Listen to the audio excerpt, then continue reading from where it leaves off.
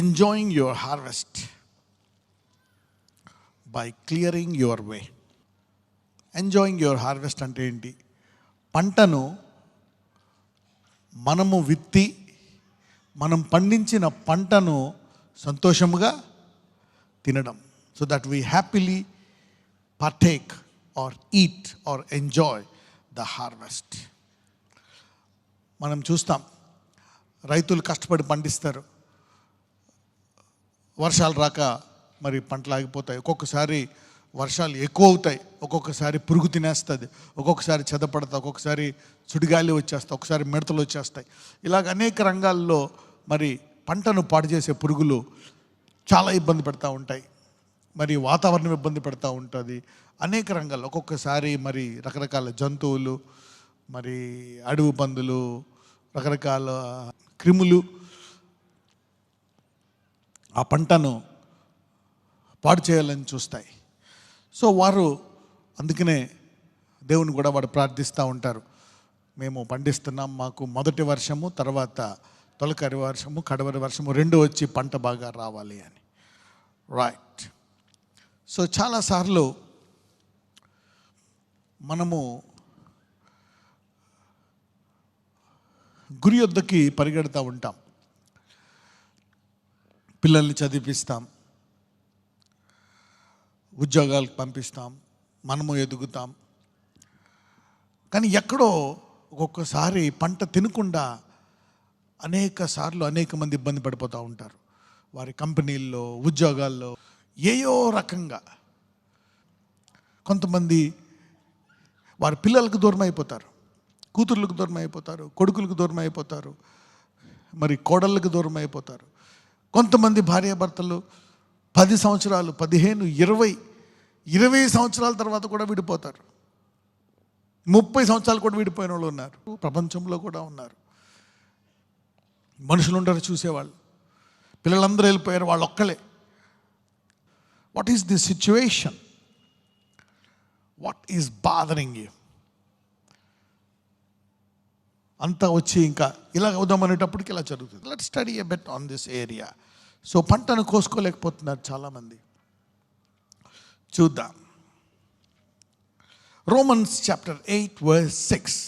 రోమిలికి రాసిన పత్రిక 8వ అధ్యాయం 6వ వచనం. కొంతమంది కష్టపడి చదువుతారు, ఉద్యోగం ఉండదు, డోంట్ హ్యావ్ ఎ జాబ్.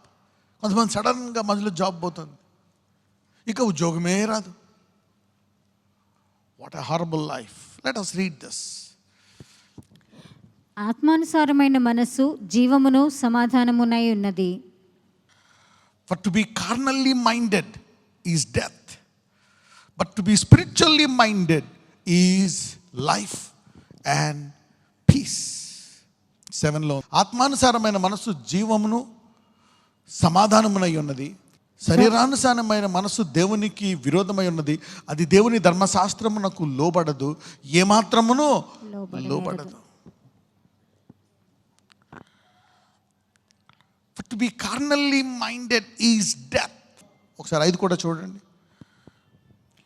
శరీరానుసారులు శరీర విషయముల మీద మనసునుంతురు, ఆత్మానుసారులు ఆత్మ విషయముల మీద మనసునుంతురు, శరీరానుసారమైన మనసు మరణము. You see that? To be carnally minded is death. మరణం అంటే అస్తమానము చనిపోవడమే కాదు, death of your career, death of your finances, death of your health. శరీరానుసారమైన మనస్సు మరణము అంటే చనిపోవడమే కాదు, వివాహ సంబంధం చనిపోవడం, death of a marriage. Divorce అంటే ఏంటి? వివాహం యొక్క మరణము. డెత్ ఆఫ్ ఫైనాన్సెస్, భవిష్యత్తు, డెత్ ఆఫ్ భవిష్యత్తు లేదు, ఇంకా భవిష్యత్తు యొక్క మరణము. పిల్లలతో సంబంధం లేనటువంటి జీవితం, కలిసి ఉండలేనటువంటి జీవితం, death. So why these things are happening? ఎందుకు ఇలా జరుగుతున్నాయి? ఒక్కొక్కసారి మనము చూడండి, మన వరాన్ని వాడతాం, గిఫ్ట్. ప్రతి ఒక్కరికి ఒక తలాంతు ఉంటుంది. కొంతమంది చక్కగా వంట చేస్తారు, కొంతమంది చక్కటి వ్యాపారం చేస్తారు, ఈ రోజుల్లో స్త్రీలు కూడా చాలామంది గవర్నమెంట్ ఉద్యోగాలు, ప్రైవేట్ ఉద్యోగాలు, కంపెనీలు, ఇండస్ట్రీలు, బిజినెస్లు బాగా కొనసాగిస్తున్నారు. పిల్లలకి చదువు, తలాంతు, టాలెంట్, మైండ్ సెట్, అనేక తలాంతులు ఉన్నాయి. కొంతమందికి వాక్చాతుర్యము, కొంతమందికి రకరకాల తలాంతులు. అన్ని మనుషులకి దేవుడు ఇచ్చాడు. ప్రతి మనిషికి ఒక తలాంతు ఇచ్చాడు దేవుడు. బోధకుడికి బోధించే వరం, స్వస్థపరిచే వారికి స్వస్థపరిచే వరాలు, అనేక రకాలుగా వరాలు ఇచ్చాడు.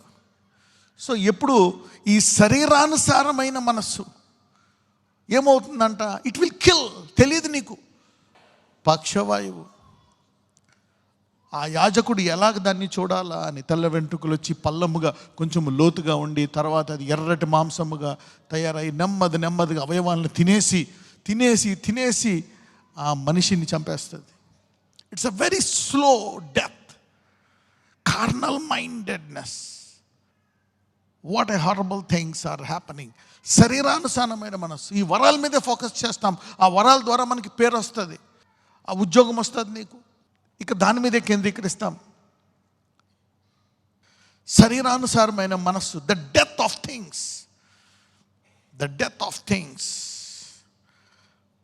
శరీరానుసారులు శరీర విషయముల మీద మనసునుంటారు, ఆత్మానుసారులు ఆత్మ విషయముల మీద మనసునొస్తారు. ఎఫెసీలు 4:17.